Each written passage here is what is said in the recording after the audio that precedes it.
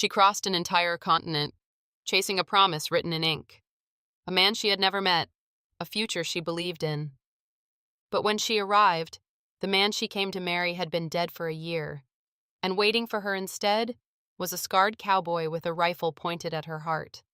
In a land ruled by lies, greed, and blood, she was never meant to survive. So how did she become the one who brought down an empire? Stay with me, because this isn't just a story about love, it's a story about survival, truth, and revenge. The Wyoming wind didn't just blow. It tore at the seams of my woolen coat with the ferocity of a starved wolf.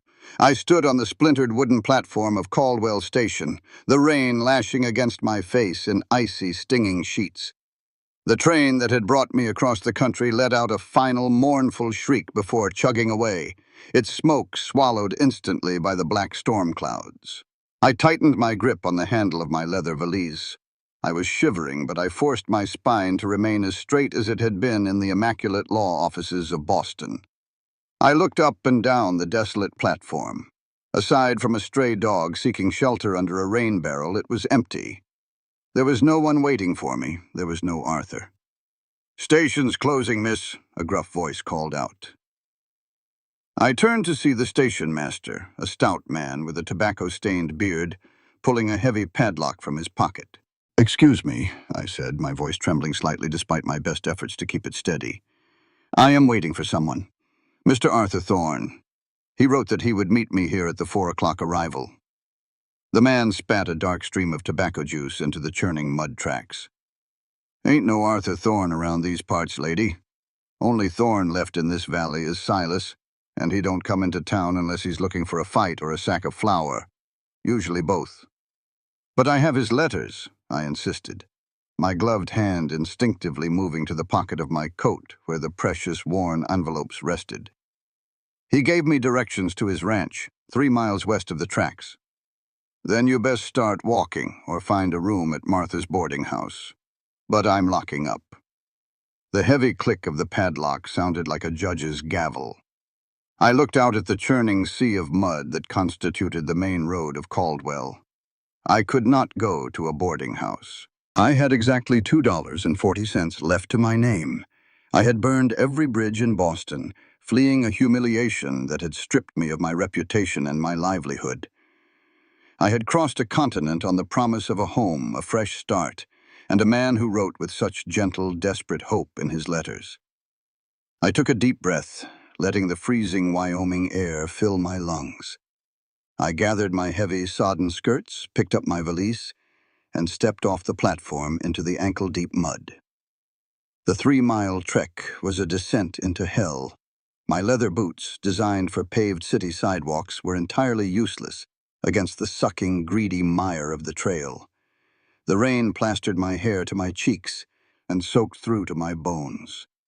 Every step required a monumental effort of will.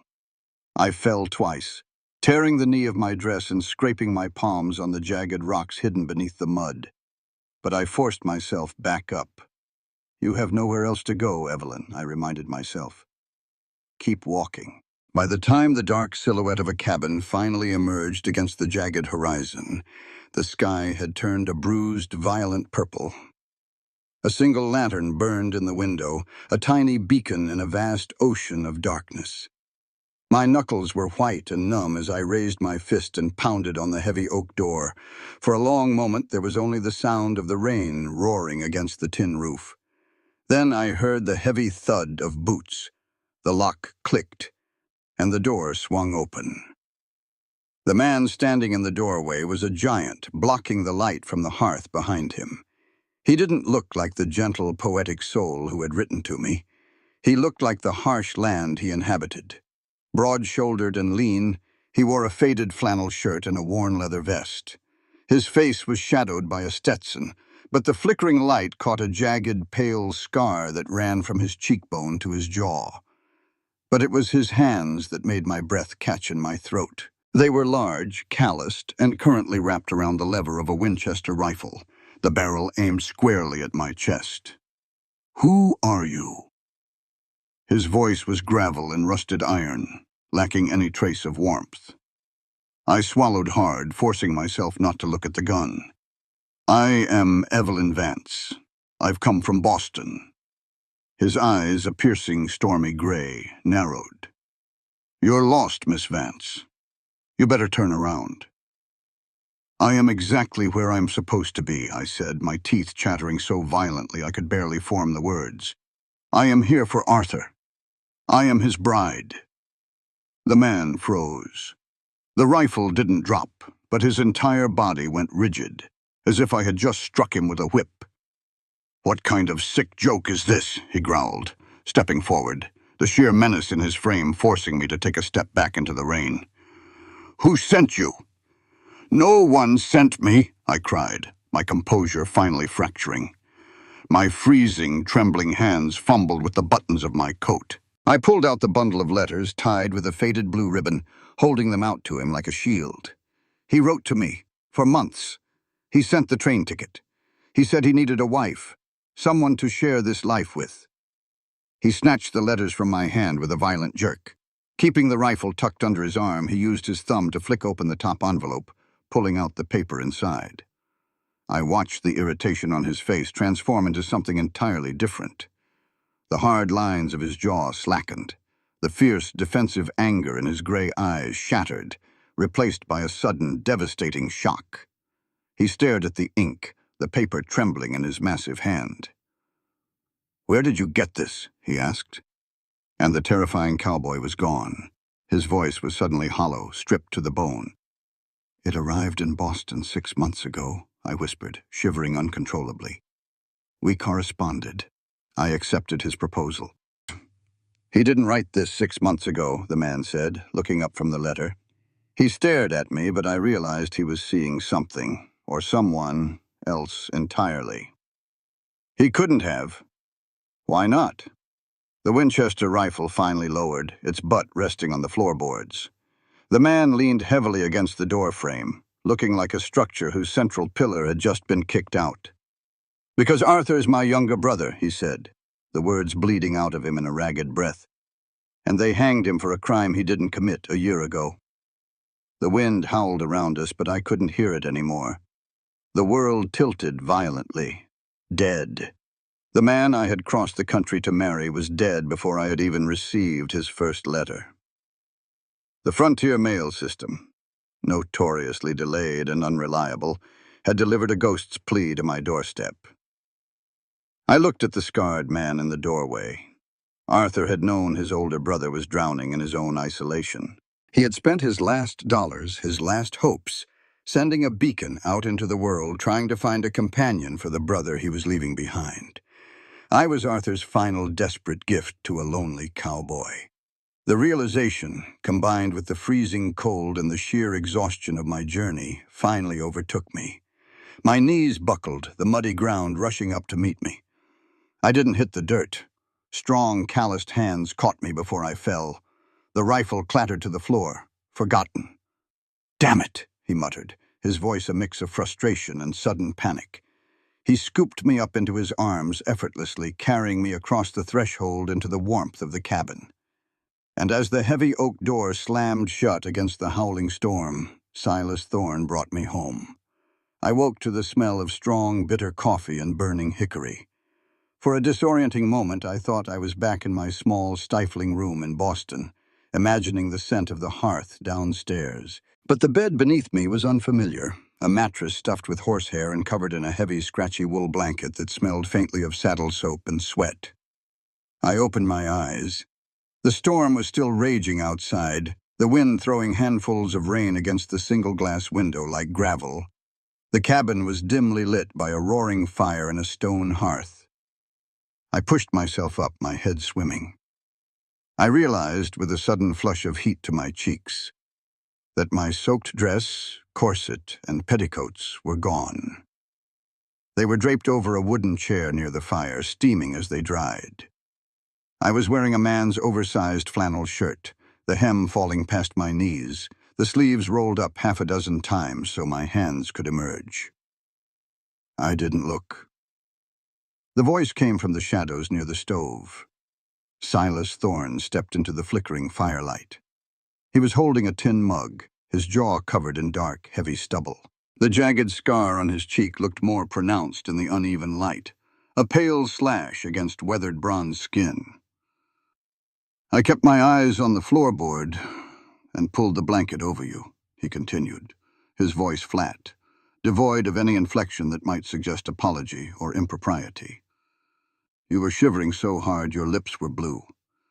If you'd stayed in those wet clothes, the fever would have taken you by morning. I pulled the wool blanket up to my chin, my fingers gripping the rough fabric. Thank you, I managed to say. My voice was raspy, my throat raw. He didn't reply. He walked over to the small, crude wooden table beside the bed and set down a steaming tin cup. Drink. It's mostly chicory, but it's hot. I sat up properly, wrapping the blanket around my shoulders like a shawl, and took the cup with trembling hands. The liquid scalded my tongue, but the heat radiating down my chest was a saving grace. Silas walked back to his chair by the hearth and sat heavily. He picked up a piece of leather rigging and a bone-handled awl, beginning to work the leather with meticulous, aggressive precision. The silence between us stretched, heavy and suffocating, punctuated only by the crackle of the fire and the howling wind. The reality of my situation crashed down upon me with the weight of a collapsing building. Arthur was dead. The man who had written me poetry about the Wyoming sunsets, who had promised me a small but fiercely guarded slice of peace, had been in the ground for a year. How did he die? I asked. The question tore out of me before I could stop it. Silas's hands stopped moving. His knuckles turned white around the awl. For a long time he just stared at the fire, the flames dancing in the bleak, stormy gray of his eyes. They said he stole a herd of prime steers from the Blackwood Ranch, Silas said, his voice a low, dangerous rumble. Said they found the brand-altered hides in his barn. A posse rode out here while I was up in the high country tracking a mountain lion. By the time I got back, they had already held a mock trial in the saloon. They hung him from the great oak behind the courthouse. I gasped, a hand flying to my mouth. But a trial in a saloon? That isn't justice. That isn't law. Silas let out a harsh, barking laugh that held absolutely no humor. Law? Miss Vance, the law in this valley is whatever Hiram Blackwood says it is. Arthur was a poet. He couldn't swing a branding iron to save his life, let alone orchestrate a cattle-rustling operation. Blackwood wanted the water rights on Arthur's lower pasture. Framing him was the cheapest way to get it. He looked at me then, and the raw, unvarnished grief in his face made my chest ache. He was 22. He spent his last dime putting that advertisement in the Eastern papers because he thought I was going to die alone out here, bitter and angry. He was right about the bitter and angry part. I looked down at the dark liquid in my cup. My own grief over a man I had only known through ink and paper felt entirely inadequate next to the profound, bleeding wound of a brother's loss. I had come looking for a husband. Silas had lost his blood. I am so sorry, Mr. Thorne, I whispered. Don't be, and don't call me Mr. Thorne. It's Silas. He tossed the leather aside and stood up. The storm will break by tomorrow afternoon.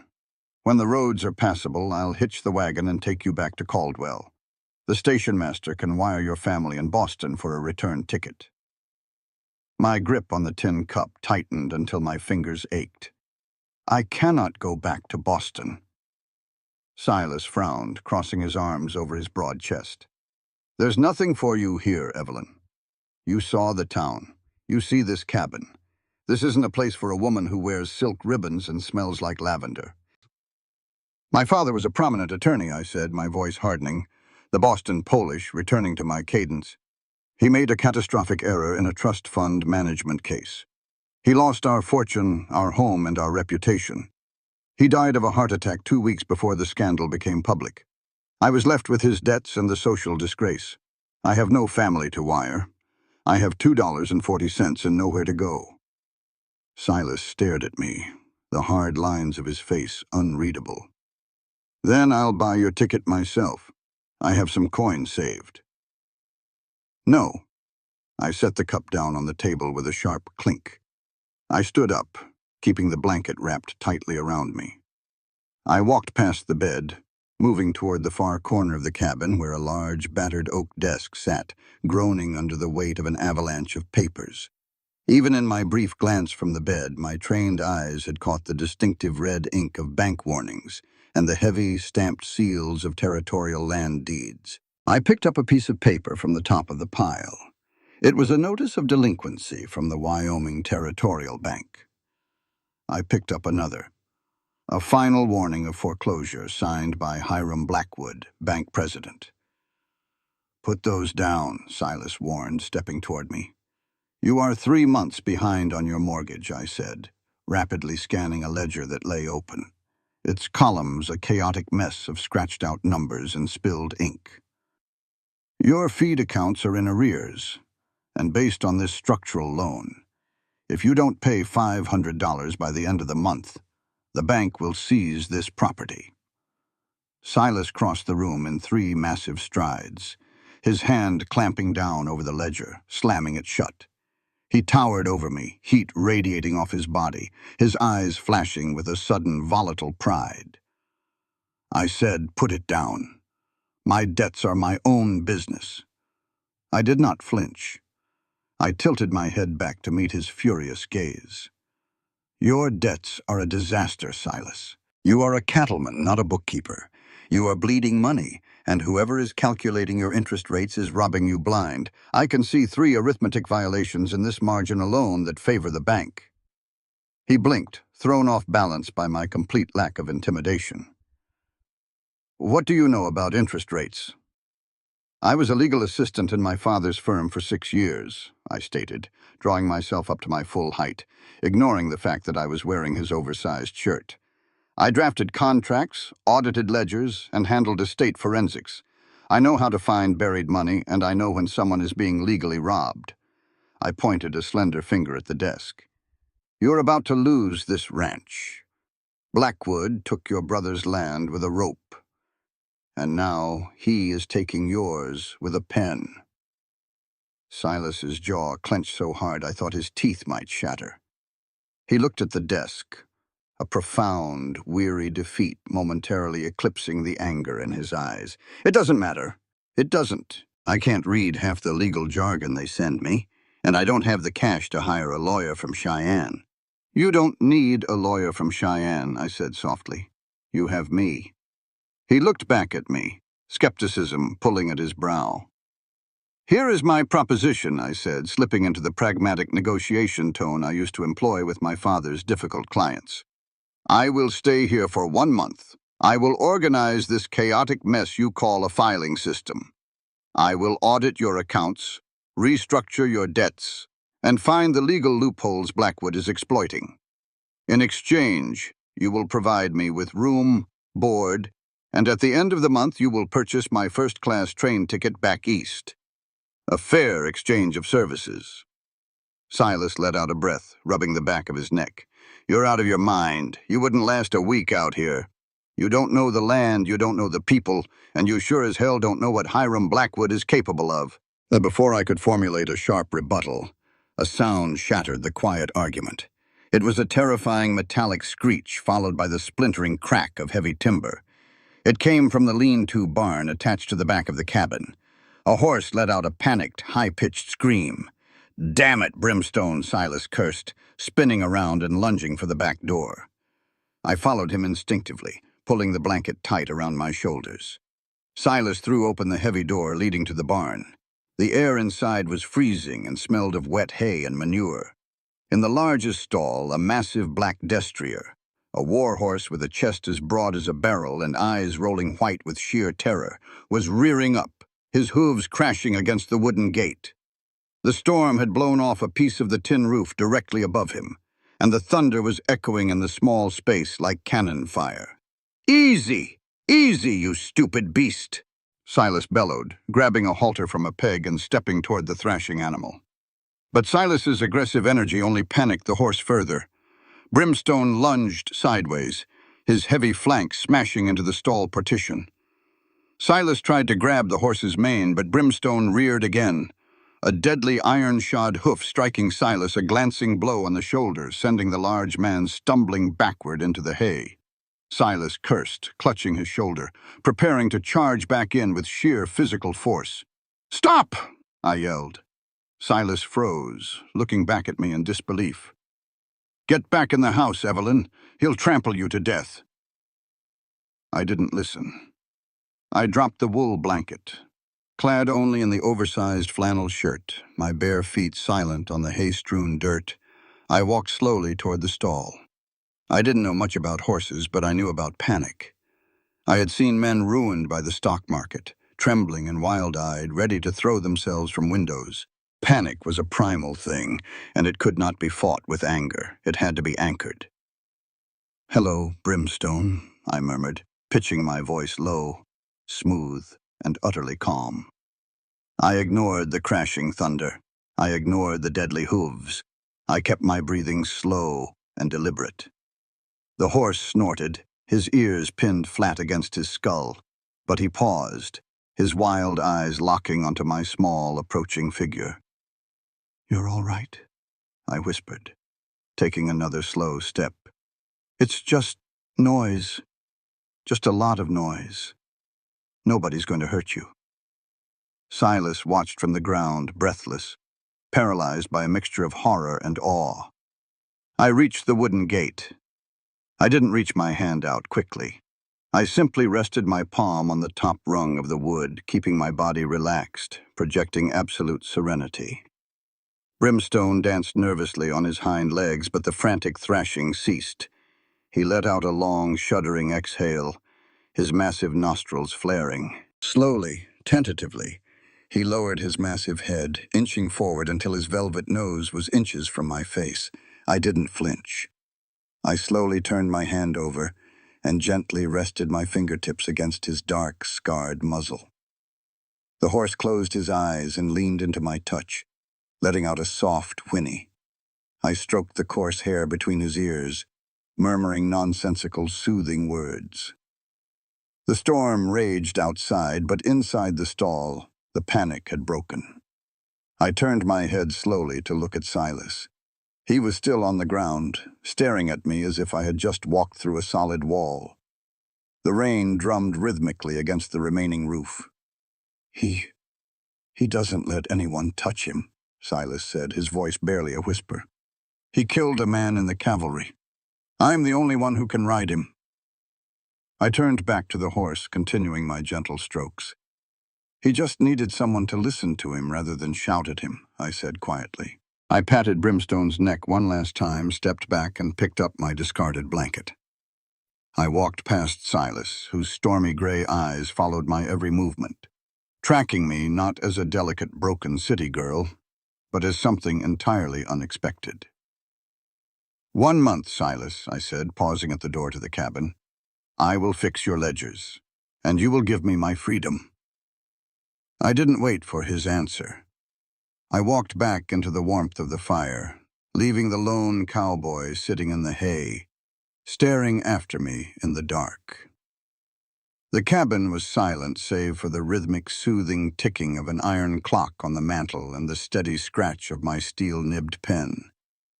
It was past midnight.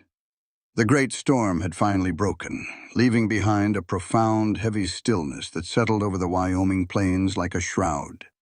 Silas was asleep on a bedroll near the hearth, having insisted I take the actual bed. He lay on his back, one arm thrown over his eyes, his breathing deep and even. Even in sleep, he looked like a coiled spring, a man who had forgotten how to fully surrender his guard. I sat at his battered desk, a kerosene lamp casting a warm golden circle of light over the chaotic sea of paper. I had spent the last 4 hours organizing the disaster. I had sorted the feed bills, the bank statements, the tax levies, and the original property deeds. My eyes were burning, but the familiar thrill of the hunt, the cold intellectual satisfaction of untangling a legal knot was surging through my veins.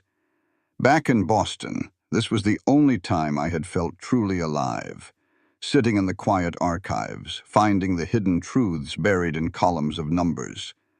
I unrolled a heavy parchment map. It was the original survey of the Thorne property dated 10 years ago.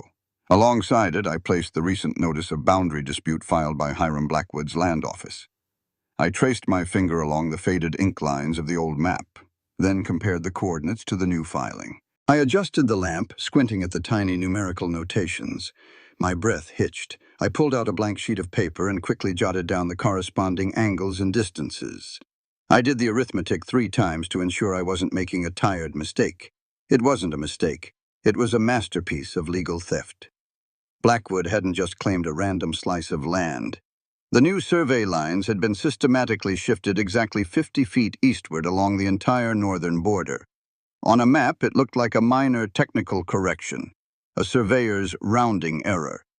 But in reality, those 50 feet encompassed the entire length of the Deepwater Creek that fed Silas's grazing pastures during the brutal summer droughts. Without that creek, the thousands of acres of Thorne land were nothing but useless, dried dust. Blackwood was cutting the throat of the ranch, ensuring Silas would go bankrupt within a season, allowing the bank to foreclose and take the whole property for pennies. "You brilliant, evil bastard," I whispered to the empty room, staring at Blackwood's signature. Suddenly, Brimstone let out a sharp warning whinny from the lean-to barn. It wasn't a sound of panic this time. It was an alarm. A split second later, the sharp metallic snap of heavy wire cutters echoed across the still night air. Before my brain could even process the sound, Silas was moving. He didn't wake up groggy or confused. He rolled off the floor in one fluid, terrifying motion, his hand already grabbing the Winchester rifle leaning against the stones of the hearth. "Put out the lamp," he hissed, his voice a razor blade in the dark. I lunged forward, twisting the brass knob and plunging the cabin into absolute darkness. The sudden lack of light was blinding. My heart hammered against my ribs like a trapped bird. "Silas, what is it?" I whispered, my voice trembling. "Stay away from the windows," he commanded. I heard the metallic clack-clack of a round being chambered. "Get behind the cast-iron stove. Do not move, Evelyn, no matter what you hear." But the heavy oak door swung open and Silas melted into the night like a ghost. I scrambled across the wooden floorboards, my bare feet sliding in my haste, and wedged myself behind the heavy, cold iron of the cooking stove. I pulled my knees to my chest, my hands clamped over my mouth to quiet my breathing. For a terrifying minute there was nothing, just the dripping of rainwater from the eaves. Then all hell broke loose. A gunshot ripped through the silence, deafeningly loud. It was followed by the panicked bellowing of cattle. Hoofbeats pounded against the mud, fast and chaotic. Crack, crack. 2 more shots. Then a man's voice screaming in pain. I squeezed my eyes shut, pressing my forehead against my knees. I had read about the lawlessness of the West in the dime novels Arthur had sent me, but the reality of it, the sheer visceral violence happening just yards away, was paralyzing. I wasn't in a courtroom. I wasn't protected by a mahogany desk and a bailiff. I was sitting in the dirt, waiting to see if the man who had caught me when I fell was going to die in the mud. Crack! Silas's Winchester fired again, deeper and more resonant than the answering pistol shots. There was the sound of a horse scrambling, tearing away at a full gallop into the distance. Then another set of hooves followed. They were retreating. I waited, my muscles cramped and aching. The silence rushed back in, heavier and more oppressive than before. "Silas?" I called out, my voice cracking. Nothing. I couldn't stay behind the stove. Panic, cold and sharp, overtook my fear. I crawled out, feeling my way to the desk in the dark. I remembered seeing a heavy, iron-handled Colt revolver lying on the bottom shelf. My fingers found the cold metal. It was devastatingly heavy. I gripped it with both hands, my finger resting dangerously near the trigger, and stood up, facing the open doorway. A shadow filled the frame. I raised the gun, my arms shaking violently. "Stop!" I cried out. "Evelyn, it's me. Put the gun down before you shoot your own foot off." Silas staggered into the cabin. He kicked the door shut behind him with his boot. In the dim moonlight filtering through the window, I could see his silhouette. He was leaning heavily against the wall, the rifle dangling from one hand. I dropped the revolver onto the bed and rushed to the desk, fumbling for a match. I struck it against the wood and lit the kerosene lamp, turning the wick up high. The light flooded the room, and I gasped. Silas's shirt was soaked. The left side of his chest and his entire left arm were painted a glistening, horrific crimson. Blood was dripping from his fingertips, pooling onto the floorboards. "Oh my God," I breathed, rushing toward him. "They were cutting the wire on the holding pen," he grunted, his face deathly pale, his jaw locked in agony. "Trying to scatter the prime breeders into the box canyon, I hit one of their horses. They panicked and ran." "You're shot," I said, stating the obvious in my sheer panic. I grabbed his good arm and guided him toward the wooden chair by the fire. Sit down right now." He collapsed into the chair with a heavy groan, his head falling back. I didn't know anything about gunshot wounds. I knew torts and contracts. I knew how to cross-examine a witness. But I looked at the blood spreading across his shirt, and a sudden fierce clarity washed over me. I could panic later. Right now, this man was bleeding to death. "I need water," I said aloud, speaking to myself as much as to him. I ran to the wash basin, grabbed the pitcher, and poured water into a tin pot, shoving it onto the dying embers of the stove to heat. I threw several more logs onto the fire. "My knife," Silas rasped, nodding toward his belt. "Cut the shirt off. It's sticking." I pulled the heavy hunting knife from its leather sheath. My hands, which had been shaking moments before, were suddenly remarkably steady. I stepped between his legs, leaning over him. I grabbed the collar of his blood-soaked flannel and sliced downward, the sharp blade tearing through the fabric with ease. I pulled the ruined shirt away, exposing his torso. I had never seen a man stripped bare before, let alone one like Silas Thorne. His chest was broad, muscled, and hardened by a lifetime of brutal labor. But it was the scars that made me catch my breath. His skin was a map of old violence, burns, knife slashes, and the unmistakable puckered indentations of old shrapnel wounds from the war. He was a walking monument to survival. And now, there was a new wound, a ragged, bleeding hole just below his left collarbone. "The bullet didn't stay in," Silas said, his breathing shallow. "It was a glancing shot from a repeater. Went clean through the meat of the shoulder. Missed the artery." "You're lucky," I whispered, grabbing a clean linen towel from my valise and dipping it into the warm water. Luck had nothing to do with it. He was a terrible shot. I pressed the wet cloth firmly against the wound. Silas's entire body went rigid, a sharp hiss escaping his teeth. But he didn't pull away. I kept the pressure applied, my other hand resting on his uninjured shoulder to steady him. We were incredibly close. I could feel the heat radiating from his skin, smell the metallic tang of blood mixed with the scent of rain and gunpowder. As I washed the blood away, revealing the jagged tear in his flesh, I realized how intimately I was touching him. My delicate, pale hands that had only ever held books and teacups, were pressed firmly against the chest of a hardened killer of the plains. He opened his eyes. They were inches from mine, the stormy gray now clouded with pain, but intensely focused. He was watching my face, watching the way I didn't turn away from the blood, the way I didn't faint or cry. "There's a sewing kit in the top drawer of the dresser," he said quietly, his gaze never leaving mine. "Catgut and a curved needle." "I'm going to stitch you up," I said, trying to sound authoritative. "It will hurt. I've had worse from a Greenbroke colt. Just do it." I retrieved the needle and thread, sterilizing them in the boiling water. I poured a splash of cheap whiskey over his wound, making him curse violently. And then I began to sew. I had embroidered silk handkerchiefs in Boston drawing rooms. Stitching human flesh was infinitely more difficult. The skin was tough, resisting the needle, but I forced myself to be brutal, to be kind. I pulled the ragged edges together, tying off the knots with meticulous precision. Throughout the excruciating process, Silas didn't make another sound. His muscles bunched and corded beneath my touch, his chest rising and falling in rapid, shallow breaths.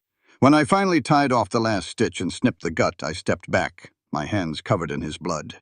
I wrapped a clean bandage tightly around his shoulder, securing it across his chest.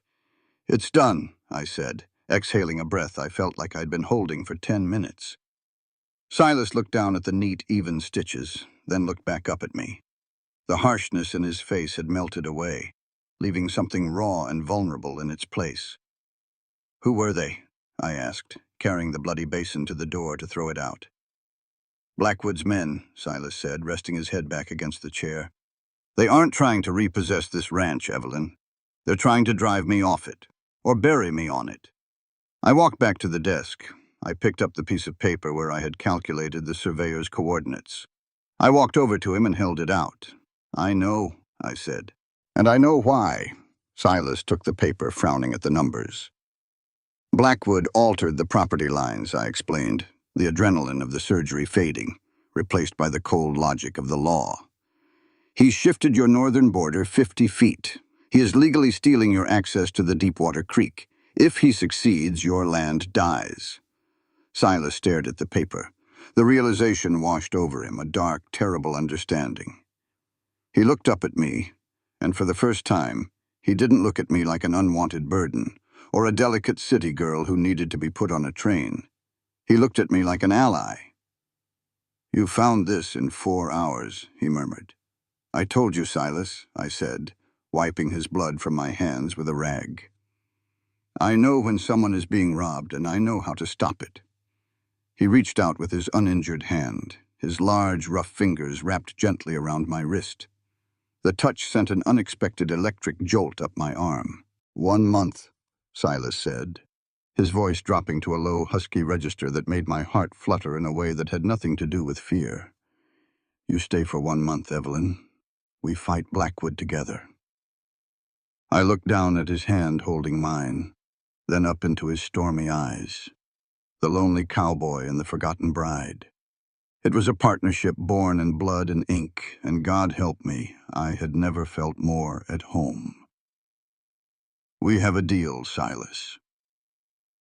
3 days passed before the fever in Silas's shoulder broke. 3 days of me enforcing a strict regime of boiling water, carbolic acid, and absolute stubbornness against a man who believed resting was a cardinal sin. By the 4th morning, the Wyoming sun was beating down on the muddy earth, baking the plains into a cracked golden crust. We needed supplies. The coffee tin was empty, the flour was weeping with weevils, and more importantly, I needed to see the county records with my own eyes. Silas hitched the buckboard wagon with one good arm, his jaw set in a tight line of suppressed pain. He wore a clean chambray shirt and his battered Stetson, his Winchester resting conspicuously across his thighs as I climbed onto the wooden bench beside him. I wore my gray traveling dress, carefully mended and brushed free of mud, though it felt absurdly formal for the rugged expanse of sagebrush we were traversing. The ride into Caldwell took over an hour. The town, which had seemed like a desolate outpost in the storm, revealed itself in the sunlight as a bustling, desperate artery of the frontier. Wooden storefronts with false facades lined the wide dirt thoroughfare. Horses were tethered to hitching posts, switching their tails at horseflies, while men in dusty denim and spurred boots gave our wagon hard, measuring looks. They weren't looking at me.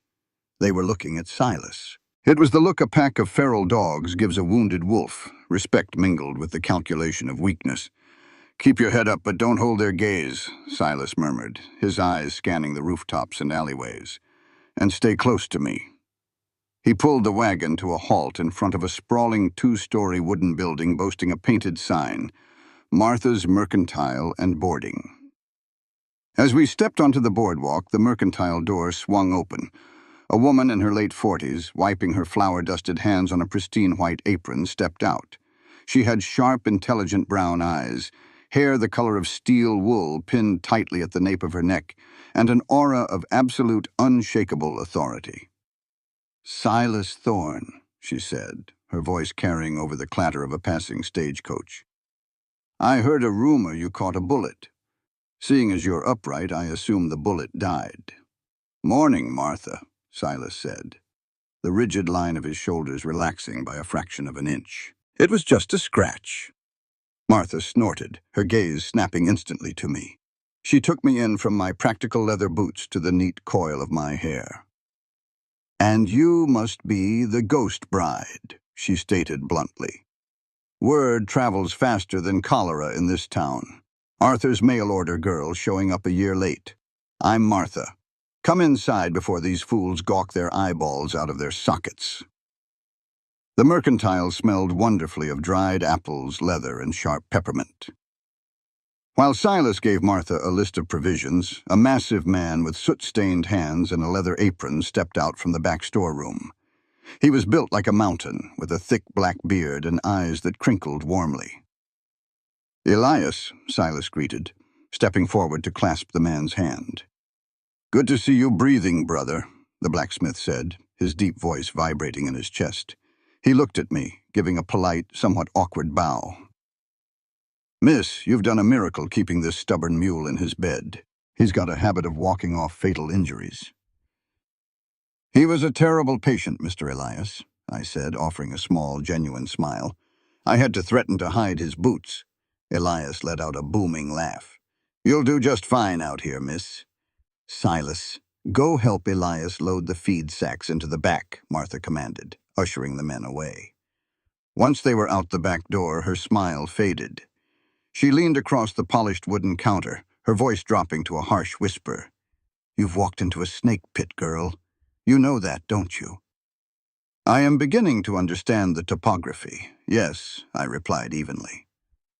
"Hiram Blackwood owns the bank, the land office, and the sheriff," Martha warned, her sharp eyes scanning my face for any sign of fragility. "He strung that sweet boy Arthur up for nothing, and he won't hesitate to do the same to Silas. Silas is a fighter, but he fights straight. Blackwood fights from the shadows. You need to take whatever money you have and get on the eastbound train." "I have a contract with Silas for 1 month," I said, lifting my chin. "I intend to honor it. Furthermore, I don't run from shadows." Before Martha could reply, the little bell above the mercantile door chimed. The air in the room instantly changed. It grew colder, heavier. I turned to see a man step into the shop. He was impeccably dressed in a tailored charcoal suit, a silk cravat pinned with a diamond, and a polished silver pocket watch chain draped across his waistcoat. He was handsome in a predatory way, with silver-flecked hair and eyes the color of pale winter ice.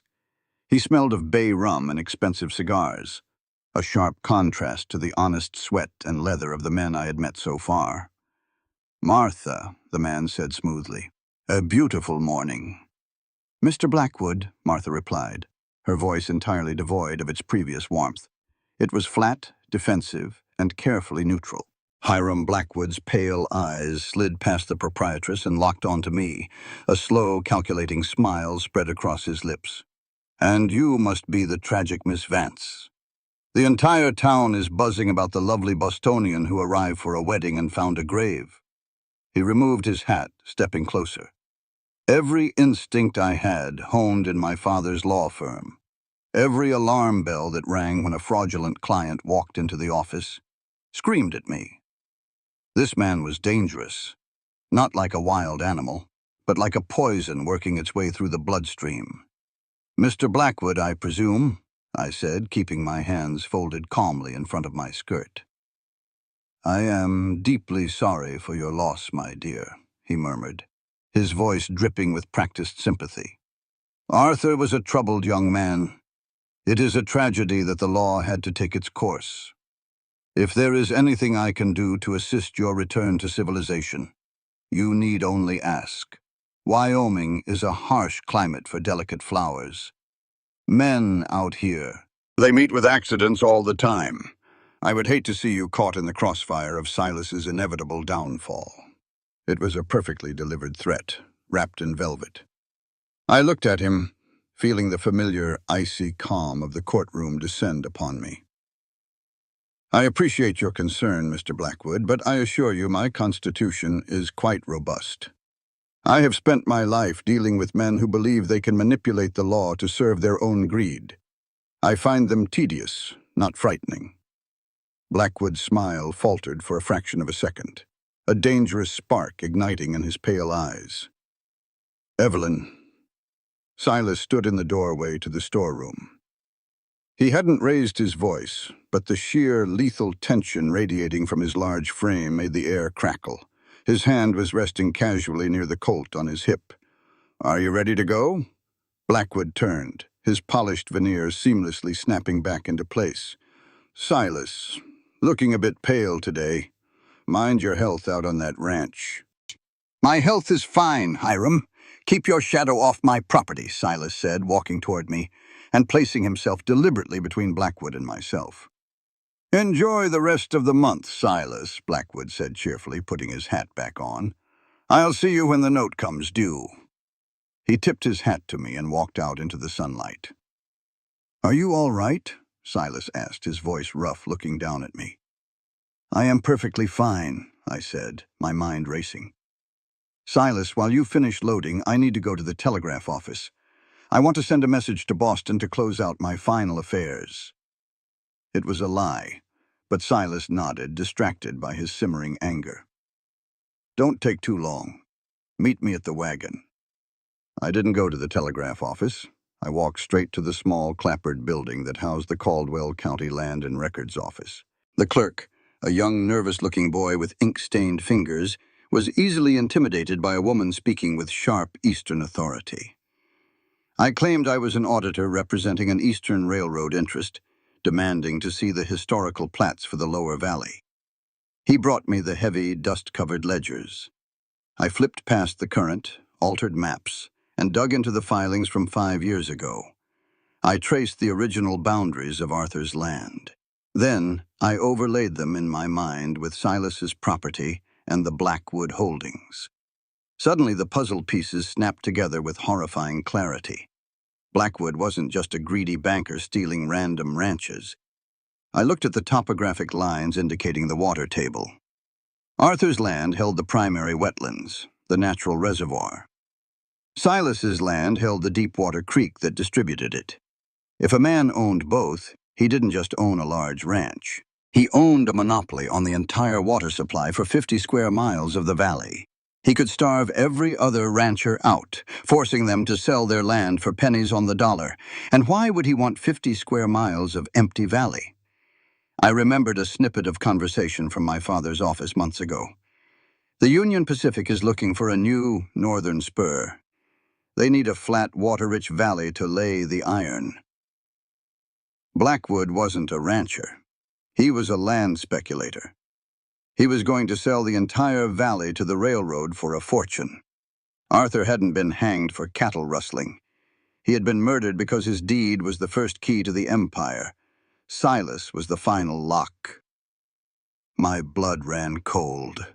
This wasn't a simple mortgage dispute. This was a systematic, calculated slaughter for an empire of iron and steam. I slammed the ledger shut. We had less time than I thought. Blackwood wasn't going to wait for a bank foreclosure. If he felt threatened, he would kill Silas just as he had killed Arthur. I hurried out of the office, the Wyoming sun suddenly feeling completely devoid of warmth. The sky above the jagged peaks of the Bighorn Mountains turned the color of a bruised plum as we drove the wagon out of Caldwell. The oppressive heat of the morning had vanished, replaced by a sudden, unnatural stillness. Not a single blade of sagebrush moved. The birds had stopped singing. The silence was so profound, it made my ears ring. "We need to move faster," Silas said, his voice tight. He slapped the reins against the draft horses' backs, urging them into a heavy trot. He kept casting dark, calculating glances at the towering black clouds rolling over the ridge. "Is it a tornado?" I asked, gripping the wooden edge of the buckboard as the wagon jolted violently over a rut. "Worse, it's a gully washer." "Flash storm in the high country," Silas replied, his jaw clenched. "All that water hits the granite and has nowhere to go but down. We're heading into the slot canyon. If it breaks before we get to high ground, the canyon turns into a drain pipe." 10 minutes later, the first drop of rain hit the back of my hand. It was the size of a silver dollar and freezing cold. Then the sky simply tore open. It wasn't rain.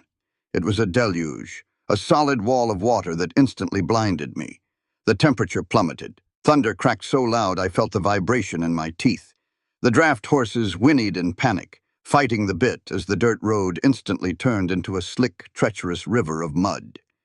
We entered the narrow pass of the canyon, towering walls of red rock rising sharply on either side of us. "Yeah!" Silas roared, standing up in the wagon, whipping the reins. Over the deafening roar of the storm, I heard a new sound. It started as a low, deep rumble, like an approaching freight train vibrating through the wooden floorboards of the wagon. Silas whipped his head around, looking up the canyon. His eyes went wide with sheer terror. "Jump!" he screamed. He didn't wait for my response. He dropped the reins, lunged across the bench, and grabbed me by the waist. With a surge of raw, desperate strength, he hauled me out of the wagon and threw us both off the side just as a wall of churning chocolate-brown water, choked with uprooted trees and boulders, came roaring around the bend. We hit the rocky incline hard, rolling and scrambling up the steep, shale-covered slope.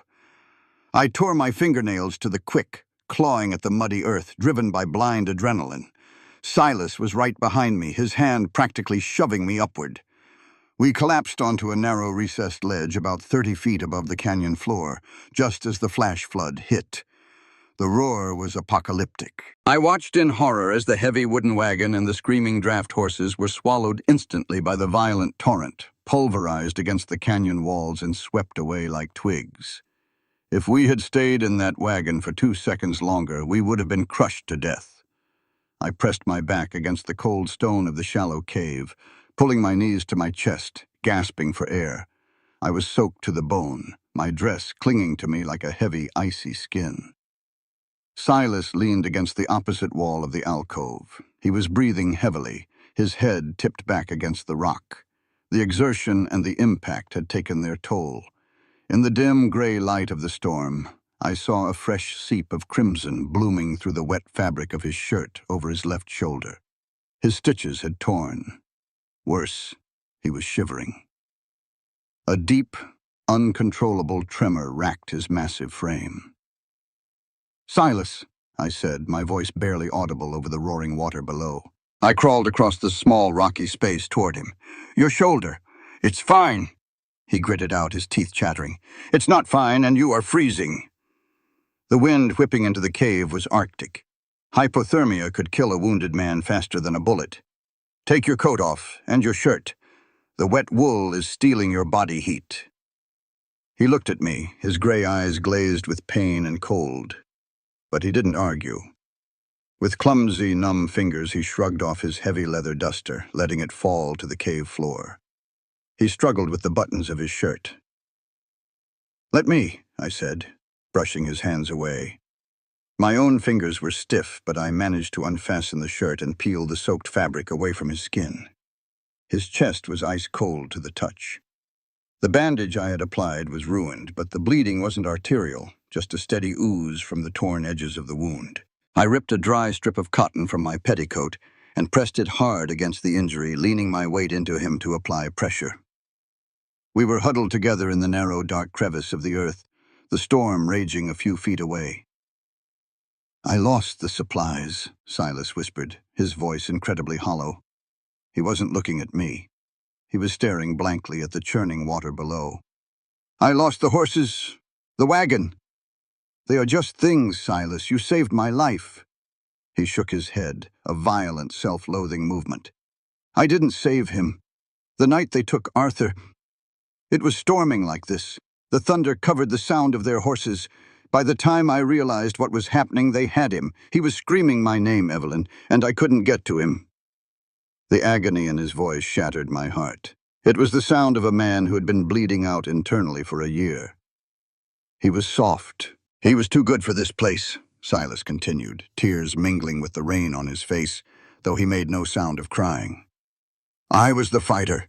I was the one who was supposed to take the bullets, and they hung him like a dog."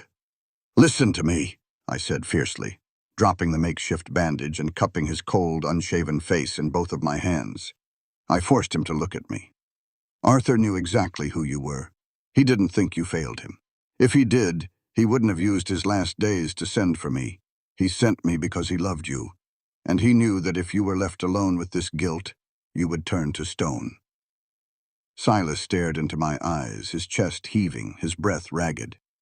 "Blackwood killed him, Silas, not you. And Blackwood is trying to kill you now because you're standing on the water rights for a railroad empire. The truth spilled out of me, desperate and urgent. That's why Arthur died. For money, for iron tracks.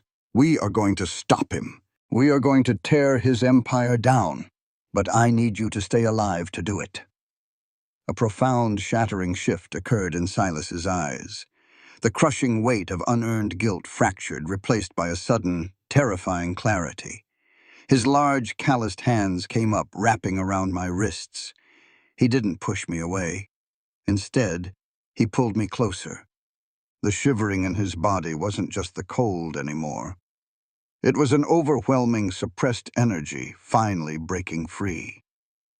"You shouldn't be here," he rasped, his gaze dropping to my lips. "You should be safe in Boston. You shouldn't be in a cave with a broken man." "I don't want to be safe," I breathed, my heart hammering a frantic rhythm against my ribs. "I want to be here." Silas let out a sound that was half groan, half surrender. He buried his good hand in my wet, tangled hair, tilting my head back, and brought his mouth down on mine. It wasn't a gentle kiss. It was desperate, fierce, and entirely consuming. It tasted of rain and salt, and the raw, unbridled wildness of the frontier. I gasped against his lips, my hands sliding over the hard, scarred muscles of his shoulders, pulling him flush against me. The cold of the cave vanished, obliterated by the searing heat radiating between us. He kissed me like a drowning man finding air, his mouth demanding and hungry, pouring a year of grief, loneliness, and sudden, blinding hope into the connection. I answered him with equal fervor, my body molding against his, anchoring him to the earth, proving to both of us that we were alive. We were no longer a forgotten bride and a lonely cowboy making a business arrangement. In the heart of the storm, surrounded by the violent forces of the West, we forged a bond of fire and iron. When he finally pulled back, his forehead resting against mine, we were both breathless. The storm continued to rage outside, but inside the cave the world had shifted on its axis. "We are going to kill Hiram Blackwood," Silas whispered, his voice a lethal promise against my skin. "No," I replied, my eyes locked on his, fierce and uncompromising. "We are going to legally destroy him, and then we are going to live." We survived the night in the canyon not by the grace of God, but by the sheer, stubborn heat of each other. When the morning sun finally pierced the heavy cloud cover, it revealed a world scoured clean by the flood. The water had receded, leaving behind a thick sludge of red mud and the splintered remains of the wagon. We walked the 5 miles back to the ranch in silence. It wasn't the tense, suffocating silence of our first days, but a companionable, unified quiet. Silas's left arm was bound tightly to his chest with strips of my petticoat, but his right hand held mine, his thumb absent-mindedly stroking my knuckles. We had crossed a threshold in the darkness of that cave. The pretense of a business arrangement had been washed away, leaving only the raw, undeniable truth of what we had become to one another. When the cabin finally came into view, my heart sank. A horse was tied to the hitching post, and a massive figure was pacing anxiously on the porch. It was Elias, the blacksmith. When he saw us walking up the muddy trail, he let out a booming exhale of relief and jogged toward us, his heavy boots sinking into the muck. "Thank the Almighty," Elias rumbled, grabbing Silas by his good shoulder. "When the storm broke, I thought you two were washed out to the devil. Martha was ready to form a search party." "We lost the wagon and the team in the Slot Canyon," Silas said, his voice raspy from exhaustion. "But we're breathing. What are you doing out here, Elias? You don't leave the forge on a Tuesday." Elias's warm expression vanished, replaced by a grim, heavy shadow. He reached into his leather vest and pulled out a folded piece of heavy parchment bearing the red wax seal of the Caldwell County Bank. "Blackwood," Elias spat, handing the paper to me. "He didn't wait for the end of the month. He called a town meeting this morning, declared the bank is calling in all high-risk agricultural debts immediately due to the storm damages. He sent the sheriff to nail this to your door." I unfolded the document, my eyes flying over the dense legal print. My stomach plummeted. "It's an accelerated notice of default," I said, my voice tight. "He's citing a clause in the Territorial Banking Code. Silas, he's demanding the $500 in full by Friday. 3 days. If the debt isn't settled, the sheriff has the authority to seize the property and auction it on the courthouse steps." Silas let out a dark, bitter curse, turning away to look out over the vast, empty plains. "He knows I don't have $500. He knows the cattle I could have sold were scattered or drowned in the storm." "It gets worse," Elias added softly, looking at me with profound pity. "He's got a surveyor out by the wetlands right now, Silas, drawing up the new boundary lines. Once that auction hammer falls, the Union Pacific men are rolling into town to sign the land transfer." "No." I stepped forward, my fists clenching around the parchment, crumpling the red wax seal. The legal analyst in me, trained to find the microscopic cracks in unassailable walls, woke up with a vengeance. "No, he does not get to win with a technicality." "Evelyn, it's a legal bank order," Silas said heavily. "It is a localized bank order," I corrected, my mind racing through the volumes of territorial law I had memorized in Boston. "Hiram Blackwood controls the county judge. He controls the county sheriff. But he does not control the federal magistrate in Cheyenne. The Union Pacific is a federally subsidized railroad. Water rights that cross county lines fall under federal jurisdiction." I looked up at the two massive men staring at me. "If we can prove Blackwood is engaging in a systematic, coordinated scheme of fraud to manipulate federal railroad contracts, what the courts are starting to call a racketeering enterprise, a federal judge can issue an emergency injunction. The injunction freezes all bank foreclosures and arrests Blackwood pending a federal investigation." Silas frowned. "Prove it how? We have my map and my word." "We need more than yours," I said, rushing into the cabin and going straight to the desk. I grabbed a stack of fresh paper, a bottle of ink, and my pen. "Blackwood has ruined other families before you. Elias, who else lost their land to boundary disputes in the last 2 years?" Elias scratched his beard. "The Miller brothers up on the North Ridge. Old man Hayes down by the basin. The O'Connor widow. They all lost their water access and had to surrender their deeds to the bank." "Are they still in the territory?" "They're squatting in the shanty camp on the edge of the county line, trying to scrape together enough for wagons to head to Oregon," Elias said. "We need them," I said, looking at Silas. "If I can draft sworn affidavits, legal testimonies, detailing exactly how Blackwood altered their surveys and foreclosed on their land, and we get their signatures, we establish a pattern of criminal behavior. 3 affidavits, plus your evidence, is enough for a federal injunction." Silas looked at his ruined arm, then at the setting sun. "The shanty camp is 20 miles away through bad country. The federal relay station is another 15 miles past that. We'd have to ride all night, get the signatures, and make it to the telegraph office by tomorrow morning to wire the magistrate before Blackwood's Friday deadline." "Brimstone is still in the barn," I pointed out. "And I assume Elias rode a horse here." "You can take my roan," Elias offered instantly. "I'll stay here and guard the cabin." Silas walked over to me. He reached out, tucking a stray lock of hair behind my ear, his rough thumb lingering on my cheek. "It's a hard ride, Evelyn. Through the dark.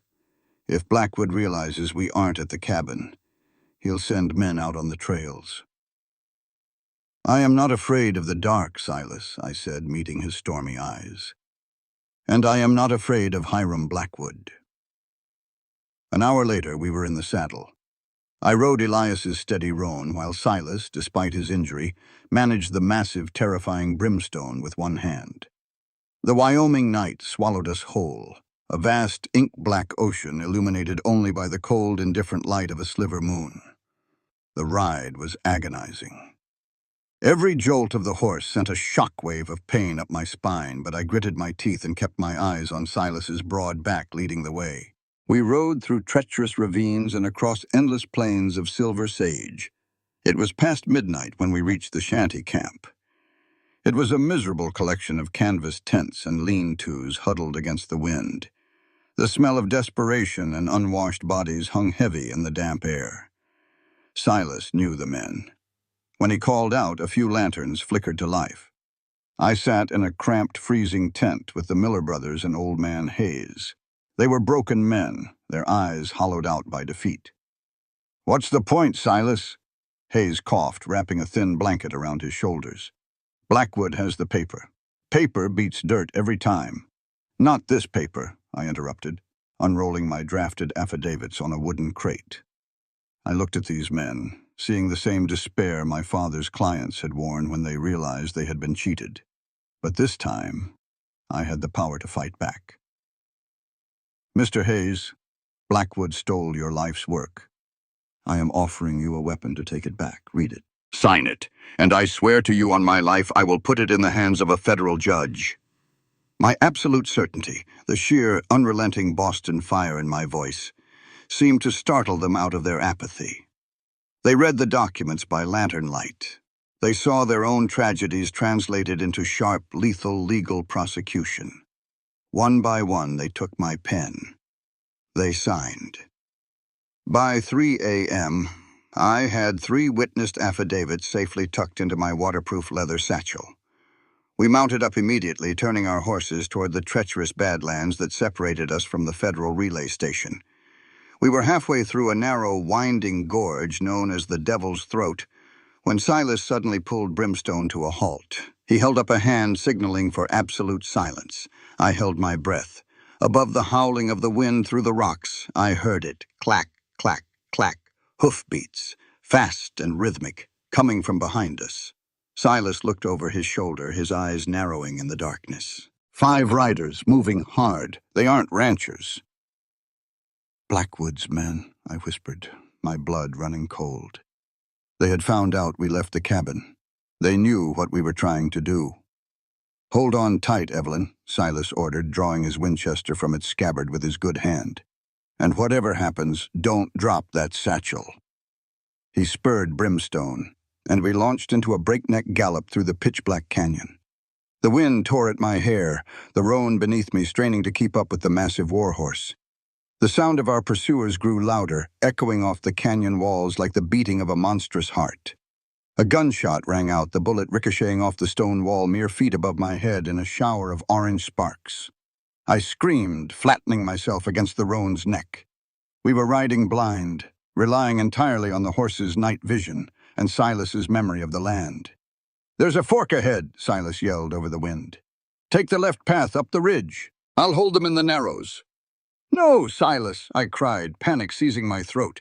"Do it, Evelyn, for Arthur!" He reined Brimstone around in a brutal sliding halt, turning his massive horse to block the narrowest part of the gorge. He raised the Winchester with one arm, resting the barrel over his forearm. I had no choice. I yanked the reins to the left, forcing my horse up a steep, treacherous goat path.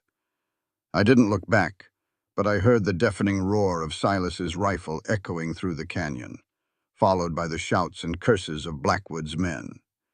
I rode upward into the freezing dark, tears streaming down my face, clutching the satchel to my chest, praying to a God I hadn't spoken to in years that the lonely cowboy I loved wouldn't die in the dark.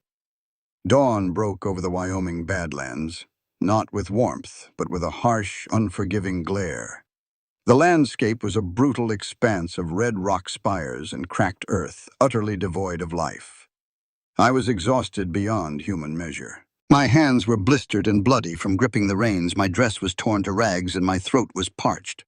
But the federal relay station, a solitary wooden structure sitting at the edge of the plateau, was visible in the distance. The telegraph wires hummed softly in the morning wind, the sweetest sound I had ever heard. I had survived the night. I had the affidavits. And by some miracle, as I crested the final ridge, I saw a familiar, massive black horse waiting near a cluster of boulders. "Silas!" I gasped, a sob of pure relief tearing from my dry throat. He rode out to meet me. He looked terrible. His face was covered in a mask of dust and dried blood from a fresh cut on his temple, and Brimstone's flanks were lathered in white foam. But he was alive. He had held the pass, lost the riders in the labyrinth of the gorge, and circled around to meet me. He rode up beside me, dropping his reins, and reached out with his good arm. I practically fell off my horse into his embrace. He crushed me against his chest, burying his face in my hair, his chest heaving. "I thought I lost you," he whispered roughly against my neck. "I have them," I said, pulling back to show him the leather satchel. "We're a mile from the telegraph. We're going to win, Silas." He looked down at me, a rare, beautiful smile breaking through the dirt and exhaustion on his face. For a fleeting second, the future Arthur had dreamed of for his brother felt entirely possible. Then the world exploded. A gunshot cracked like thunder. The roan horse beneath me shrieked, its front legs buckling instantly. The beast collapsed, throwing me violently into the red dust. I hit the ground hard. The wind knocked from my lungs. The leather satchel flew from my grasp, skidding across the dirt. "Evelyn!" Silas roared. He reached for his rifle, but a second shot struck the Winchester, shattering the wooden stock and tearing the weapon from his hand. From behind the massive red boulders surrounding the plateau, riders emerged. 6 men armed with repeating rifles, their faces covered with dust bandanas. And riding in the center, impeccably dressed even in the Badlands, was Hiram Blackwood. We had been outflanked. Blackwood hadn't sent all his men into the gorge. He had deduced our destination and sent his main force to cut us off at the finish line.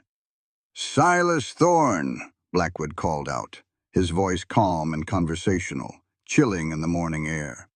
"Always causing such a dramatic fuss. And Miss Vance.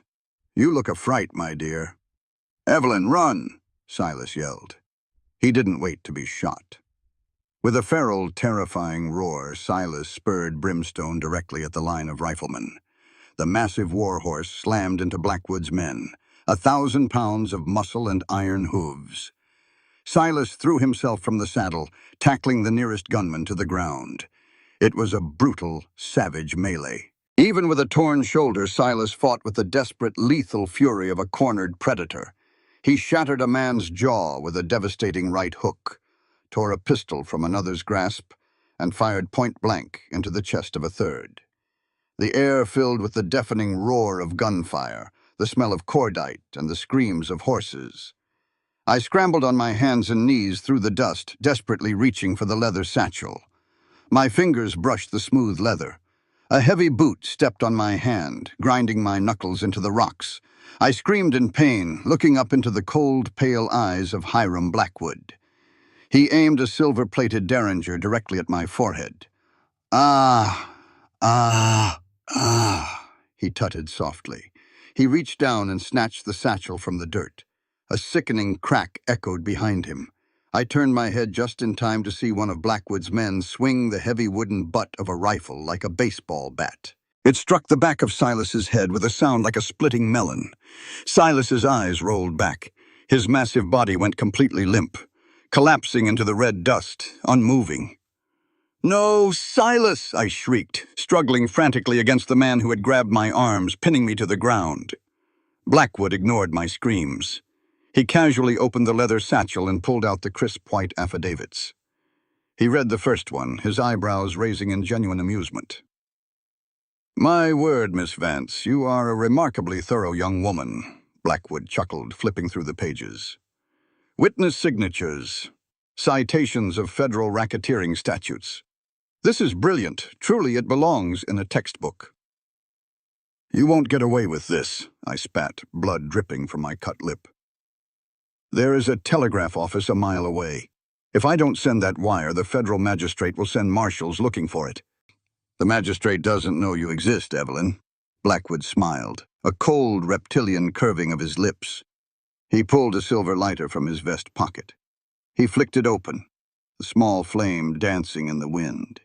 He touched the flame to the corner of the first affidavit. "No, please," I begged, the horror tearing through me as the dry paper instantly caught fire. The culmination of our desperate night, the only weapon that could save Silas's life and his ranch, began to turn black and curl. Blackwood held the burning papers until the flame licked his fingertips, then dropped them onto the rocks. We watched in silence as the wind caught the ashes, scattering the evidence of his crimes into the desolate Wyoming sky. "A tragedy," Blackwood sighed mockingly. He turned to his men who were tying Silas's unconscious, bleeding body face down over the back of a spare horse. "Make sure the ropes are tight. We have a long ride back to Caldwell." "What are you doing to him?" I choked out, thrashing against the man holding me. Blackwood walked over to me, looking down with a mixture of pity and absolute triumph. "Silas has been a thorn in my side for far too long, but killing a man outright is messy. It invites federal questions. So I am going to do what I do best, my dear. I am going to use the law." He leaned in close, smelling of bay rum and smoke. "Last night, while you two were playing Midnight Riders, someone broke into the county land office and murdered my young, nervous surveyor. Shot him dead. And wouldn't you know it, the sheriff found a Winchester shell casing matching Silas's rifle at the scene." My heart stopped. It was the same playbook he had used on Arthur. A frame-up so flawless, the corrupt town would swallow it whole. "He will be tried in the Caldwell saloon tomorrow morning," Blackwood said softly. "And he will hang before the sun reaches noon. Justice must be served." "You are a monster," I whispered. "I am a businessman," he corrected. He mounted his horse, adjusting his gloves. He looked at the man holding me. "Leave her." The man released my arms, shoved me hard into the dirt, and mounted his own horse. I scrambled to my feet, my legs shaking violently. "Take me with you! You can't leave me here!" Blackwood looked out over the endless, brutal expanse of the Badlands. The sun was rising higher, the heat already beginning to bake the red rock into an oven. We were 30 miles from Caldwell. I had no horse, no water, no coat, and no weapon. "A Boston lady won't last the night out here," Blackwood said, his voice carrying an awful finality. "The sun will take your mind by mid-afternoon, and the coyotes will take the rest by dark. Goodbye, Miss Vance." He spurred his horse, and the posse rode off, the dust of their departure hanging in the air, long after the sound of their hooves faded. I stood completely alone in the vast, silent desert. I looked at the dead roan horse. I looked at the black scorch mark on the rocks where the affidavits had burned. I looked at the distant, shimmering heat waves rising from the canyon floor. Blackwood had stripped me of everything, my evidence, my transportation, the man I loved. He had orchestrated the perfect bloodless murder, leaving nature to do the dirty work of erasing Evelyn Vance from the earth. I fell to my knees in the dirt. The sheer, overwhelming weight of the despair was physically crushing. I wrapped my arms around myself, a dry, racking sob tearing from my throat. I was going to die here. Silas was going to hang. Arthur's sacrifice had been for nothing. The Badlands had won. I closed my eyes, waiting for the panic to take me completely. But as I knelt in the dust, the wind shifted. It blew across my face, carrying the faint, metallic scent of the earth. And with it came a memory. I remembered Silas's rough hands cupping my face in the cave. I remembered the fierce, uncompromising light in his stormy gray eyes when he looked at me. Not as a fragile Easterner, but as an equal. "You shouldn't be in a cave with a broken man. I don't want to be safe. I want to be here." The tears stopped. A strange, terrifying coldness settled into the pit of my stomach, spreading outward through my veins, freezing the panic and replacing it with something infinitely harder. Hiram Blackwood thought I was a delicate flower. He thought without my legal papers, I was nothing. He thought the desert would kill me because I didn't belong to it. He was wrong. Silas had brought me home. This brutal, unforgiving land belonged to the man I loved, which meant it belonged to me. I slowly opened my eyes. I looked at the shredded, muddy ruin of my Boston dress. I grabbed the heavy wool fabric at the hem and ripped it, tearing the cumbersome skirt away until it hung above my knees, freeing my legs. I tied the extra fabric around my head and neck to shield my skin from the blistering sun. I walked over to the dead roan. With a grim, clinical detachment that would have horrified my father, I searched the saddlebags. A half-empty canteen of tepid water, a hunting knife. I strapped the canteen across my chest. I gripped the heavy bone handle of the knife. I turned my back on the distant, useless telegraph station. I set my eyes on the jagged horizon that led back toward Caldwell. It was 30 miles of hell. "I am coming for you, Silas," I whispered to the empty desert. I took the first step, and I began to walk. The Wyoming sun did not merely shine, it hunted. By noon, the Badlands had transformed into an open-air furnace. The red rock radiated a blistering, suffocating heat that baked the moisture from my skin and turned the air into a shimmering mirage. My lips cracked and bled, tasting of salt and iron. Every step sent a jolt of agony through the soles of my ruined leather boots, but I kept moving. I did not allow myself to think of the vast, terrifying distance still ahead. I focused only on the next step, one foot in front of the other, for Silas. When the hallucinations began, they were subtle. I heard the phantom rushing of the Deepwater Creek. I saw Arthur, a ghost I had never met in life, walking parallel to me on the ridge, his face obscured by the sun. But it was Silas's voice that kept me anchored to the earth. "Look for the scrub oak," his deep, gravelly voice echoed in my mind, a memory from our ride to the shanty camp. "Their roots run deep. Where they cluster in the ravines, dig down a foot. You'll find damp earth." In the late afternoon, I found a dry wash dotted with stunted, dying scrub oaks. I fell to my knees and used the hunting knife to claw at the hardened dirt. My fingernails splintered, but I kept digging until the soil turned cool and dark.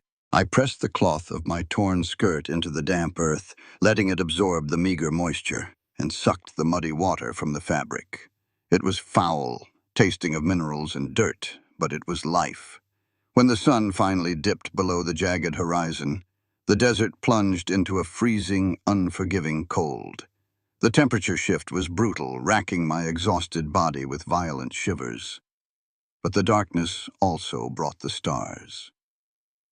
I remembered Silas pointing to the sky, tracing the constellation of the Hunter.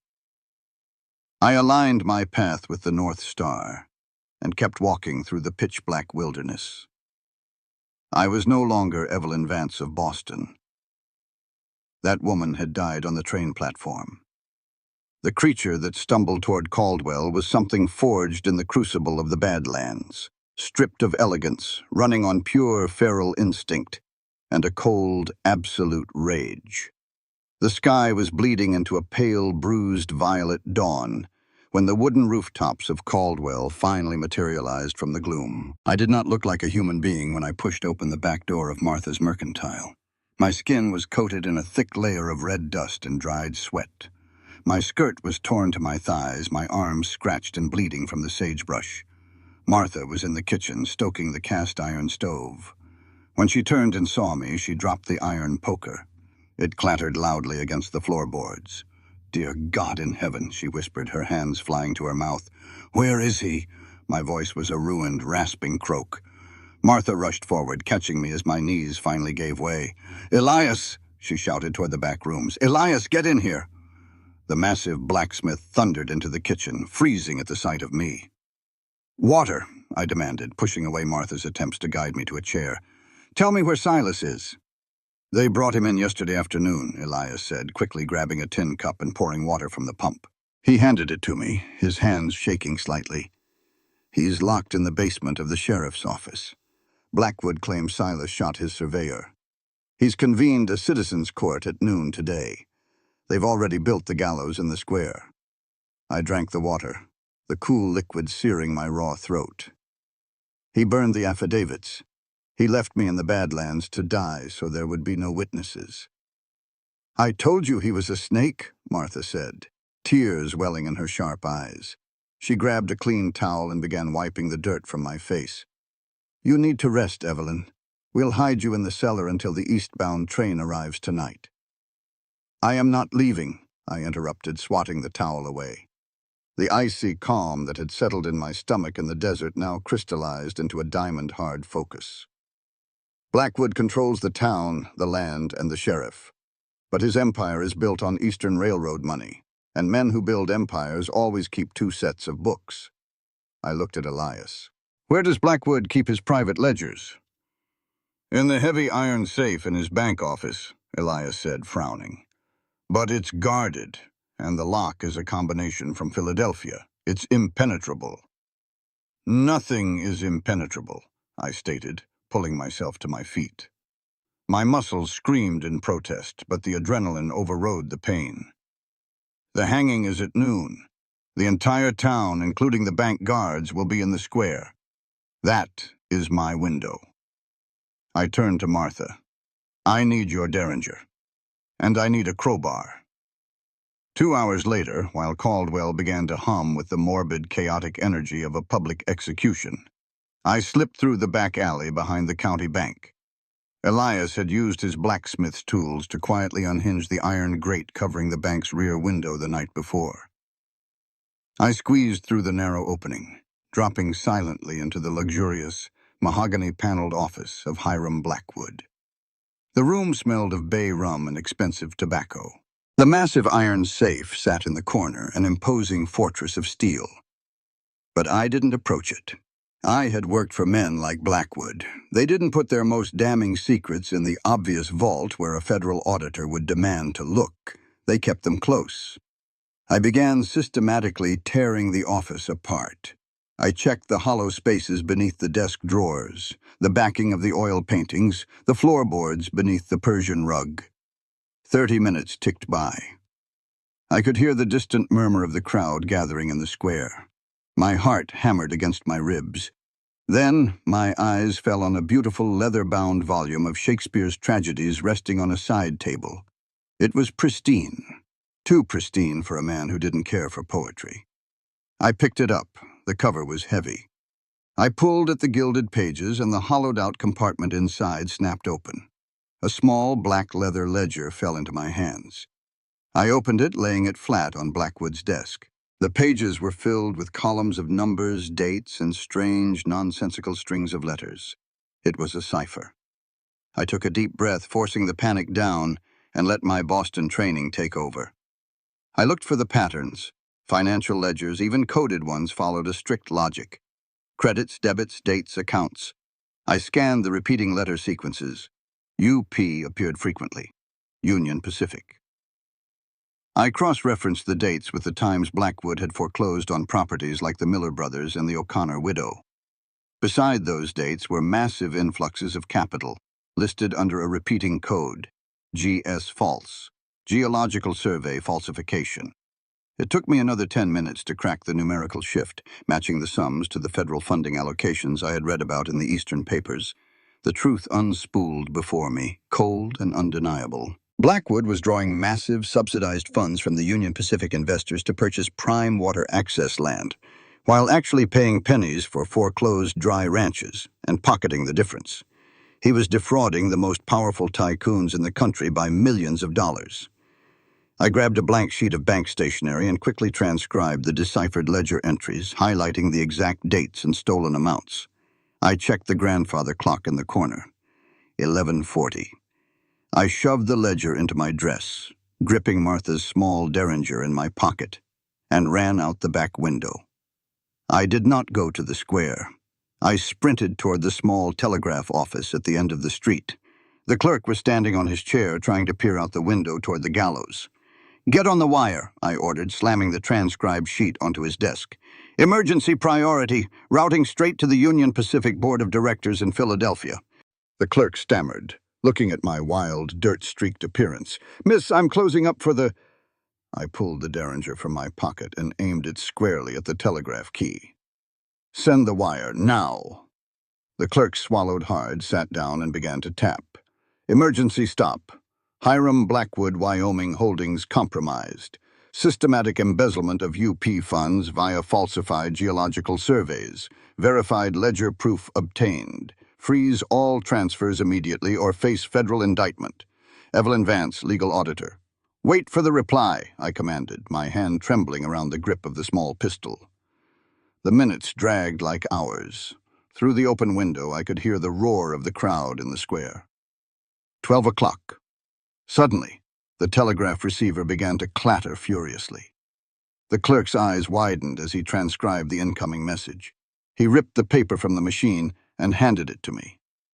I read the 3 lines of text, a fierce, savage triumph exploding in my chest. I turned on my heel and bolted out the door, running toward the town square as fast as my ruined legs could carry me. The town square was a sea of Stetson hats and sun-baked faces. The heat was oppressive, heavy with the scent of dust, horse sweat, and the electric, morbid anticipation of violence. In the center of the square stood the newly erected gallows, a crude structure of raw pine. Hiram Blackwood stood on the platform, his charcoal suit immaculate, looking every inch the benevolent patriarch delivering hard but necessary justice. Beside him stood Silas. My breath caught in my throat. They had beaten him terribly. His face was a bruised, bloody mask, his left eye swollen shut. The bandage I had sewn onto his shoulder was soaked in fresh blood.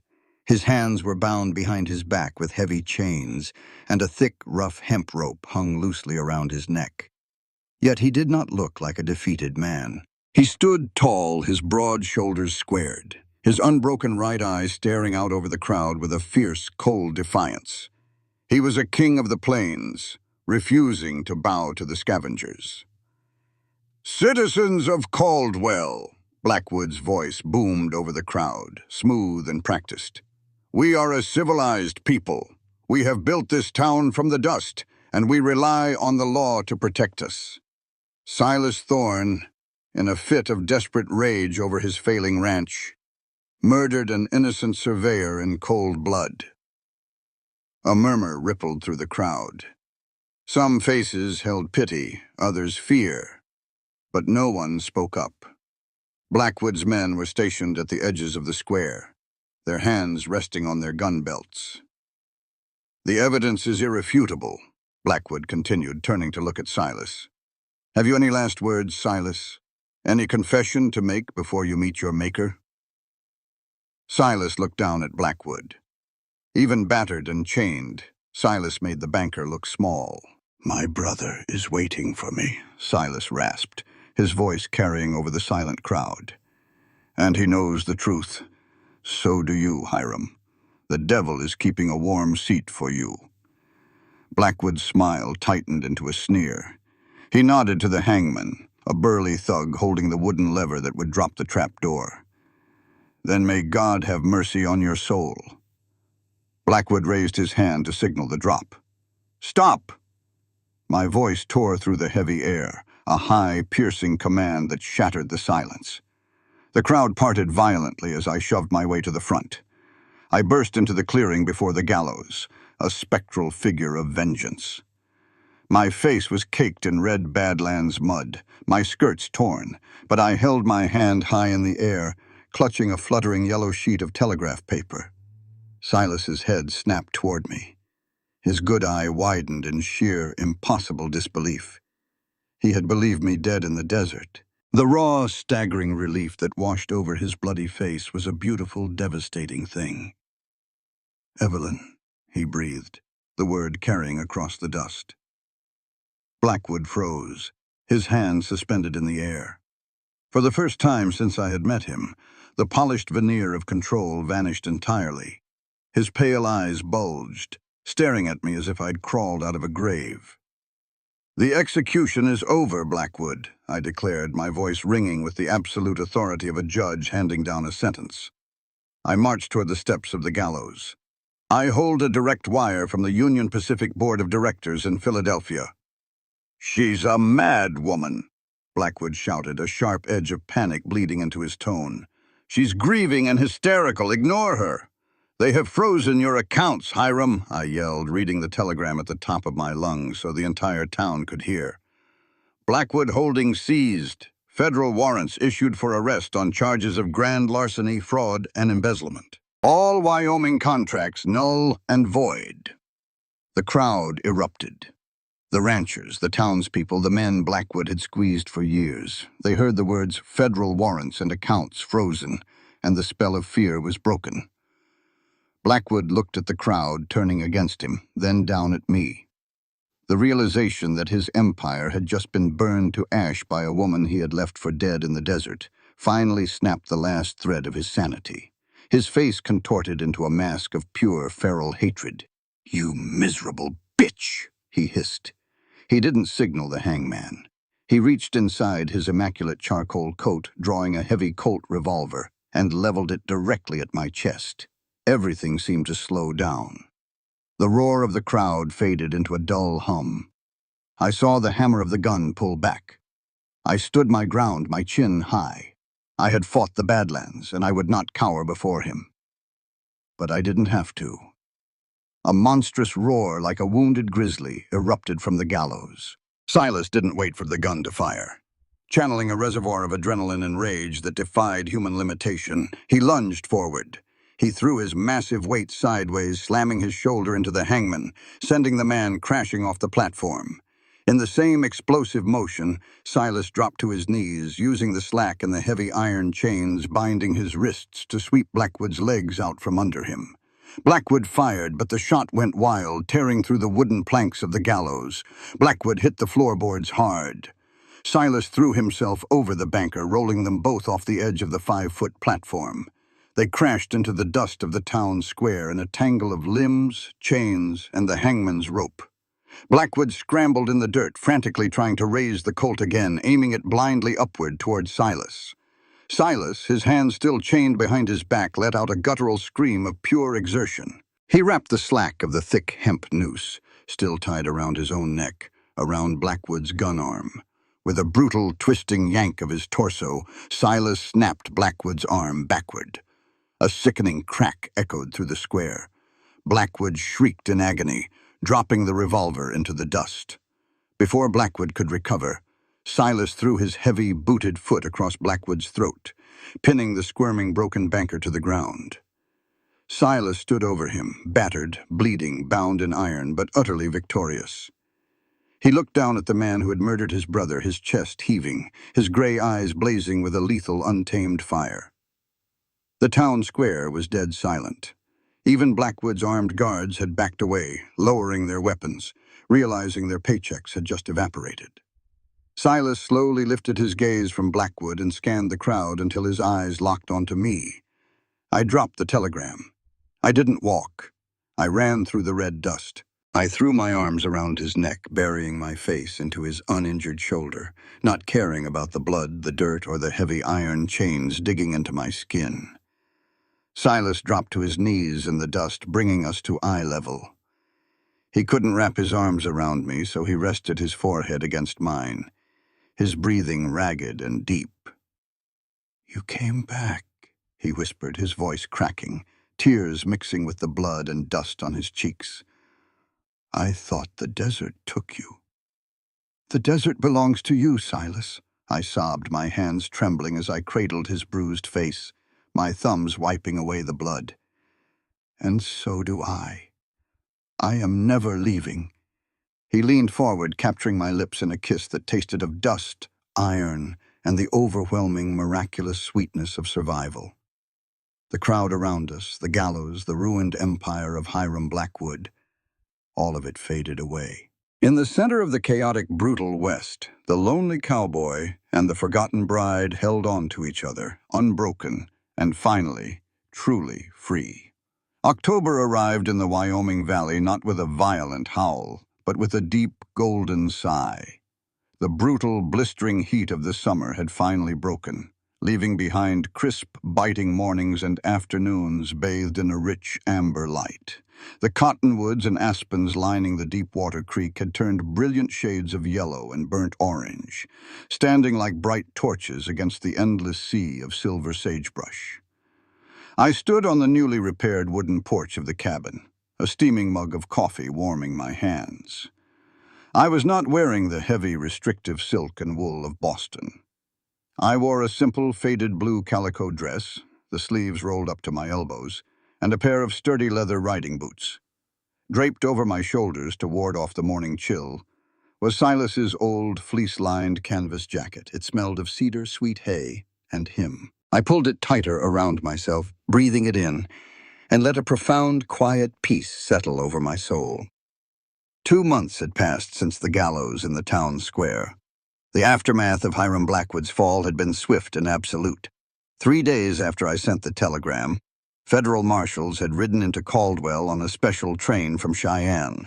Blackwood, nursing a shattered arm and a shattered empire, was hauled away in irons. He was currently sitting in a federal penitentiary, awaiting a trial for grand larceny and embezzlement that no amount of bribed local judges could save him from. With Blackwood gone, the chokehold on the valley snapped. The corrupt county judge was forced into an abrupt retirement. The fraudulent deeds were reversed. Old Man Hayes, the Miller brothers, and the rest of the displaced ranchers packed up their tents in the shanty camp and returned to their land. When the Union Pacific representatives finally arrived, they found they had to negotiate not with a single corrupt land baron, but with a unified coalition of ranchers armed with legally airtight deeds audited by a very stubborn woman from Boston. They paid fairly for the right-of-ways. With the compensation, Silas had bought a new herd of prime Hereford cattle, currently grazing contentedly in the lower pastures. The frontier was still wild, still dangerous, but it was no longer poisoned. Down by the corral, Silas was working. I leaned against the porch rail and watched him, allowing myself the simple, intoxicating luxury of just looking at the man I loved. He had his heavy leather work gloves on, repairing the final section of fencing that the summer storm had destroyed. He was healed. The terrible bruising on his face had faded, and the gunshot wound in his shoulder was now just another white scar added to his map of survival. But the most profound change was not physical. The heavy, suffocating mantle of guilt and grief that had hunched his broad shoulders when I first met him was gone. He moved with a relaxed, fluid grace, his stormy gray eyes clear and alive. Brimstone, the massive black warhorse, was ground-tied nearby, lazily chewing on a patch of sweetgrass. Silas finished driving a wooden peg into the fence rail, gave it a solid shake to test its strength, and then pulled off his gloves. He patted Brimstone's thick neck, said something quietly to the horse, and turned toward the cabin. When he saw me standing on the porch, a slow, breathtaking smile spread across his rugged face. It was the kind of smile that still made my heart skip a beat, completely transforming his harsh features into something incredibly warm and devastatingly handsome. He walked up the dirt path, his boots crunching softly on the autumn leaves. He stopped at the base of the porch steps, looking up at me. "Morning," he said, his voice a low, gravelly rumble that sent a familiar shiver down my spine. "Good morning," I replied, smiling back down at him. "The new fence looks sturdy." "It'll hold," he said, his eyes scanning my face, taking in the oversized jacket I was wearing. "You're stealing my clothes again, Miss Vance." "It's cold," I reasoned, taking a sip of my coffee. "And my contract as your bookkeeper expired a month ago. Consider this jacket my severance pay." Silas let out a soft huff of amusement, but the playful light in his eyes slowly shifted, deepening into something much more serious, much more intense. He took a step up onto the bottom stair, his gaze never leaving mine. "Your contract is up," Silas echoed quietly. "The ledgers are balanced. The bank is off our backs. Blackwood is in a cell." "Yes," I said, my pulse beginning to quicken at the sudden gravity in his tone. "Everything is exactly as it should be." Silas took a deep breath, his broad chest expanding. He reached up and pulled his battered Stetson from his head, holding it by his side. For a man who had faced down charging grizzly bears and armed pauses without a flinch, he suddenly looked remarkably nervous. He reached into the pocket of his denim trousers. "When you knocked on that door in the middle of the storm," Silas began, his voice rough with emotion, "I thought you were a ghost. I thought you were a cruel joke played by a world that had already taken everything that mattered to me." He stepped up onto the porch, standing directly in front of me. The scent of him, leather, cold air, and honest sweat, wrapped around me. "Arthur sent for you because he knew I was dying inside," Silas continued, his gray eyes shining with an unshed, fierce vulnerability. "He knew I needed someone to pull me out of the dark. I didn't deserve a final gift like that from him. And I certainly didn't deserve you." "Silas," I whispered, my vision blurring with sudden tears. He held up a hand, gently stopping me. He slowly lowered himself, kneeling on one knee into the red Wyoming dust that dusted the wooden floorboards of the porch. I gasped, my hands flying to my mouth, nearly dropping my coffee mug. From his pocket, Silas pulled out a small, simple ring. It wasn't gold, and it held no diamonds. It was a silver coin, painstakingly hammered, fired, and smoothed into a perfectly round, thick band.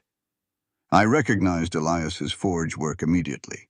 It was rugged, unpretentious, and completely indestructible. It was perfect. Silas looked up at me, his heart laid entirely bare in his eyes. "You walked through my door as a mistake of fate, Evelyn," he said, his voice trembling slightly, raw and devastatingly honest. "You came looking for a quiet poet, and you got a broken, scarred cowboy instead. You should have run. You should have gotten back on that train." He reached out and took my left hand, his large, calloused fingers incredibly gentle against my skin. "But you stayed," he whispered. "You fought for me. You bled for me. You stood in the dust and tore an empire down to save my life. You brought this ranch back from the dead, Evelyn. And you brought me back with it." A tear slipped down my cheek, falling onto the collar of his jacket. "I don't want a bookkeeper," Silas said, his grip on my hand tightening with desperate, beautiful hope. "I don't want a business partner. You are my life. You are my home.